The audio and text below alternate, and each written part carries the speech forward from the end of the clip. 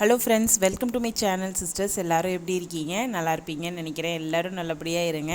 இந்த வீடியோ வைகாசி விசாகத்தன்னைக்கும் அடுத்த நாள் பௌர்ணமி இல்லைங்களா, அதனால் 2 பூஜா வீடியோஸ் இதில் நான் வந்து சேர்த்துருக்கேன். ஏன் இவ்வளோ நாள் வீடியோ போடலை அப்படின்னு சொல்லி கேட்டிங்கன்னா, நிறைய வீட்டில் விசேஷம். எங்கள் அக்கா வீட்டுக்காரவங்க வந்து ரிட்டையர்மெண்ட் ஆகினாங்க. ஒரு சந்தோஷமான விஷயந்தான் அது. ஏன்னா அது 41 வருஷம் ஒரு சர்வீஸ்லேருந்து ரிட்டையர் ஆகிறவங்க. அதை பற்றி நான் அடுத்தடுத்து உங்கள்கிட்ட சொல்கிறேன். இது வந்து ஸ்கூல் ரீஓப்பன் ஆகுது இல்லையா, அதனால் கொஞ்சம் போய் மளிகை ஜாமான்லாம் வாங்கிட்டு வந்தேன். கடந்த 2 மாதமாக அவ்வளோவா வந்து பொருட்கள்லாம் ஒன்றும் வாங்கலை. ஏன்னா யாருமே வீட்டில் இல்லை இல்லைங்களா, அதனால் ஸ்கூலில் சுண்டல் அது இதுன்னு அடிக்கடி கொடுப்போம் இல்லைங்களா, அதனால் போய் நிறையா கொஞ்சம் பர்ச்சேஸ் பண்ணிட்டு வந்தேன். ஓகேப்பா, இப்போது ரிட்டையர்மெண்ட் ஃபங்க்ஷனை பற்றி சொல்கிறேன். அது ஒரு நாள் தானே, அதுக்கே இவ்வளோ நாள் வீடியோ போடல அப்படிங்கிறீங்களா. அடுத்து 60வது கல்யாணமும் அக்காவுக்கு வந்து நடந்துச்சு. ஒரு 4 நாள் கேப்பில் 31ஆவது தேதி வந்து 31ஆம் தேதி ரிட்டையர்மெண்ட்டு, 5ஆம் தேதி 60வது கல்யாணம் திருக்கடையூரில் நடந்தது. கோவிலெல்லாம் வீடியோ எடுக்க முடியல. ஏன்னா எனக்கு எப்படி எங்கள் அக்காவோ அது மாதிரி தான் எங்கள் அக்காவுக்கு நான் மட்டும்தான். ஓடி ஓடி வேலை செஞ்சோம் நாங்கள் எல்லாருமே. செம சூப்பராக இருந்தது. இதெல்லாம் காண கிடைக்காத ஒரு அரிய ஒரு காட்சியாக தான் எனக்கு தெரிஞ்சுது. கூட பிறந்த அக்காவுக்கு அக்கா மாமாவுக்கு 60வது கல்யாணம் நடக்குது அப்படின்னா அது உணர்ந்தவங்களுக்கு அது தெரியும்னு நினைக்கிறேன். உணராதவங்களுக்கும் அதோட சந்தோஷம் புரியும். உங்கள் வீட்டில் இந்த மாதிரி ஏதாவது அக்காவுக்கு 60வது கல்யாணம் நடந்துருந்தால் எனக்கு கண்டிப்பாக கமெண்ட் செக்ஷனில் சொல்லுங்கள். அப்பா அம்மாவுக்கு பண்ணி பார்த்துருப்போம். இது ஒரு வித்தியாசமான ஒரு அனுபவமாக இருந்தது. திருமங்கல்யம் கட்டுறப்பெல்லாம் என்ன அறியாமலே அப்படியே தழுதழுத்துட்டேன். அது ஒரு விதமான ஆனந்த கண்ணீர் வந்துச்சு.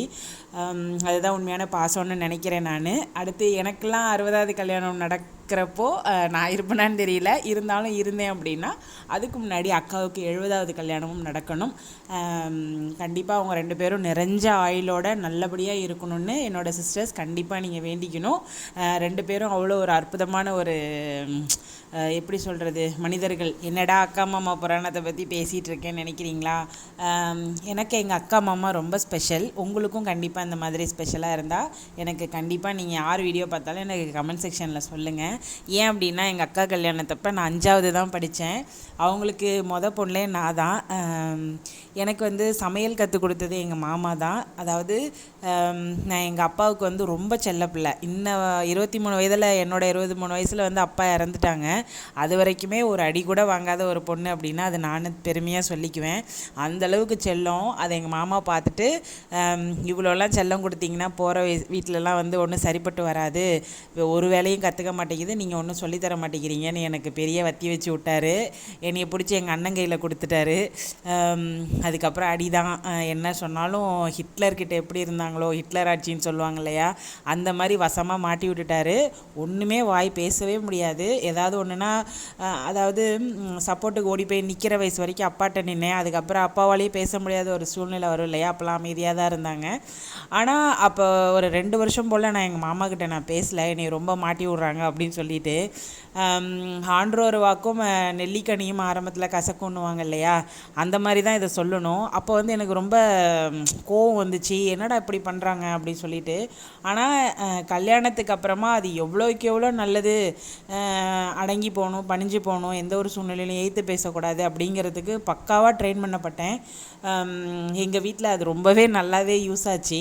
20 வருஷமாக 22 வருஷமாக இல்லை 20 வருஷம்தான். 2004 செப்டம்பரு கல்யாணம் ஆனது. இது வரைக்கும் சண்டை போடாத ஒரு மருமகன் நான் கண்டிப்பாக பெருமையாக பேசிக்குவேன். அவங்கக்கிட்ட நான் எதிர்த்து என்னத்த அப்படின்னு சொல்லி ஒரு அதட்டி, நான் ஏதாவது என்னோடய பக்கம் நியாயம் இருந்தாலும் கூட நான் இந்த ஒரு டோனில் வந்து நான் பேசினதே கிடையாது. இதை நான் ரொம்ப பெருமையாக சொல்லிக்குவேன். மாற்றுக்கருத்து மனதளவில் கண்டிப்பாக இருக்க தான் செய்யும்.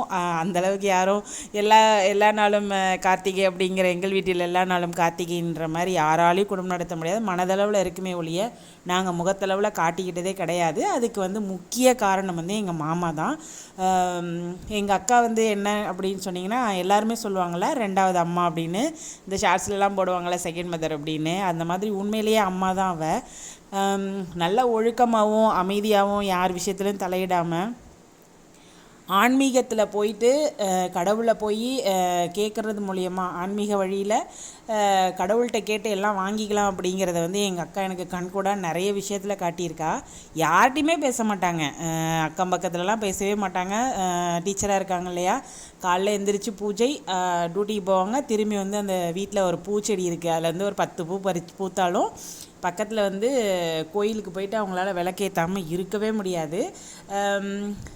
சில மன உளைச்சல்கள் இல்லாமலாம் இருக்காது, ஆனாலும் கடைசியாக ஜெயமாக தான் முடியும் அவங்களுக்கு. அது மூலியமாக நம்ம என்ன கற்றுக்கலாம் அப்படின்னா, கடவுள் பாதத்தை இருக பற்றிக்கிறது மூலமாக நம்ம எல்லாத்தையுமே அடையலாம் அப்படிங்கிறத நான் எங்கள் அக்கா கிட்ட தான் நான் கற்றுக்கிட்டேன். கொஞ்சம் வீடியோ கிளிப்பிங்ஸ்லாம் இருக்குது, நான் அடுத்த வீடியோவில் அக்காவோட 60ஆம் கல்யாணம் வீடியோ வந்து நான் காட்டுறேன். அம்மாவும் அவ்வளோ சந்தோஷப்பட்டாங்க. தான் பெத்த பொண்ணுக்கு 60வது கல்யாணம் பண்ணி பார்க்குற குடுப்பனை வந்து அவங்களுக்கு கிடைச்சிருக்கு, அப்பாவுக்கு கிடைக்கல. இருந்தாலும் அவங்க கடவுளாக இருந்து கண்டிப்பாக பார்த்து அவங்கள ஆசீர்வாதம் பண்ணியிருப்பாங்க. நீங்கள் எல்லாருமே அக்காவையும் மாமாவையும் வாழ்த்துங்க, அவங்க நல்லா இருக்கணும்னு வேண்டிக்கோங்க. ஃப்ரெண்ட்ஸ், அவ்வளவுதான் இந்த வீடியோவை பற்றி இப்போ நான் சொல்கிறேன். இது வந்து வைகாசி விசாகத்தன்னைக்கு எடுத்தது. நான் வருஷம் இந்த விரதம் எடுக்கிற ஆள் கிடையாது. என்னமோ இந்த வருஷம் எடுக்கணும்னு எனக்கு தோணுச்சு. வெள்ளிக்கிழமை விரதம் மாதிரி தான். காலையில் சாப்பிடலை, மதியானம் வந்து நல்லா ஒரு சக்கரை பொங்கல் செஞ்சு சாமிக்கு வச்சு படைத்தேன். எப்பயுமே சக்கரை பொங்கல் எல்லா சாமிக்குமே ஒரு பொதுவான ஒரு ஸ்பெஷல் உணவு இல்லையா? அப்போ வந்து மளிகை ஜாமான்லாம் வாங்கி நல்லா நிறைஞ்சிருந்தது எல்லாமே. இந்த டப்பாவில் வந்து பொங்கல் ஜாமான் மட்டும் போட்டு வச்சுருக்கேன். திராட்சை, முந்திரி, நெய், வெல்லம் அந்த மாதிரி. சாதமும் பருப்பும் நல்லா வெந்து குழைய வேக வச்சு நல்லா சூப்பராக பண்ணியிருந்தேன். ரொம்ப டேஸ்ட்டாக இருந்தது. கொஞ்சோண்டு ஒரு பாயிண்ட் வந்து பாசிப்பருப்பு கொஞ்சம் வந்து கலர் மாறிடுச்சு. முன்னாடியே வாசனை வர்றப்ப எடுத்தால் இன்னும் சூப்பராக இருக்கும். டேஸ்ட்டில் எந்த விதமான குறைபாடும் இல்லைங்க, ரொம்ப ரொம்ப நல்லா இருந்தது. அவருடைய பிறந்தநாள் அப்படிங்கிறதுனால இப்போ சாதாரண நல்ல ஒரு ஆள்கிட்ட போய் இதை வந்து நான் சொல்லலைங்க, ஒரு யூடியூப் சேனலில் சொன்னாங்க, எனக்கு ரொம்ப பிடிச்சிருந்தது.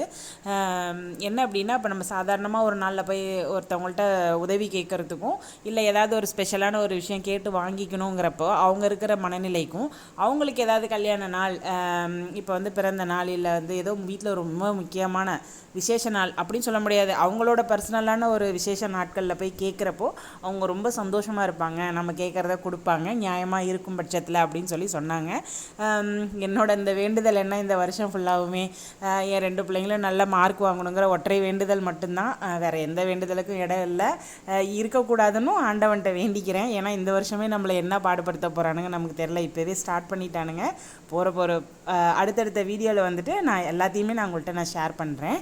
Uma sister why no video அப்படின்னு கேட்டிருந்தீங்க. எனக்கு ரொம்ப பார்க்க சந்தோஷமாக இருந்தது. ஆனால் இன்னும் உங்களுக்கு நான் வந்து ரிப்ளை பண்ணலை. என்னையும் நினச்சிட்டு நிறைய பேர் இருப்பீங்கள்ல, ஒரு மைண்டில் ஒரு ஓரமாக ஓடிக்கிட்டே இருந்தீங்க நீங்கள் எல்லாருமே. என்னால் முடிஞ்ச அளவுக்கு நான் வீடியோ கொடுக்குறேன். ஆமாம், இப்போ ரொம்ப முக்கியமாக வீடியோ அப்படிங்கிறீங்களா? சும்மா ஓரளவுக்கு எதிர்பார்ப்பவங்கள்ல, இளையராணி வந்து ஏதாவது வீடியோ போடுவா அப்படின்னு சொல்லிட்டு அவங்களுக்கு வந்து கண்டிப்பாக அடுத்தடுத்து என்னால் கொடுக்க முடிஞ்ச பெஸ்ட் வீடியோ நான் கொடுக்குறேன். ஃப்ரெண்ட்ஸ், அதுக்கப்புறமா ஸ்கூல்லாம் எப்படி போய்கிட்டு இருக்கு? ஆரம்பத்திலேயே வந்து படிக்க வைங்கப்பா, கடைசி நேரத்தில் 10th 12th பிள்ளைங்களை ப்ரெஷர் பண்ணாதீங்க. இன்ச் பை இன்ச் வாட்ச் பண்ணுங்கள். என்ன நடக்குதுன்னு நிறைய விஷயம் ஒரு நாளும் நமக்கு தெரியாத விஷயங்கள்லாம் நிறைய விஷயம் சொல்கிறானுங்க. அதை ஃபாலோ பண்ணுங்கள். ஒரு ஜூன் முடிகிற வரைக்கும் அவங்க என்ன பண்ணுறாங்க ஏது பண்ணுறாங்க அப்படிங்கிறத அப்படியே ரொம்ப உத்து கவனிங்க. போட்டு ப்ரெஷர் பண்ணவே பண்ணாதீங்க.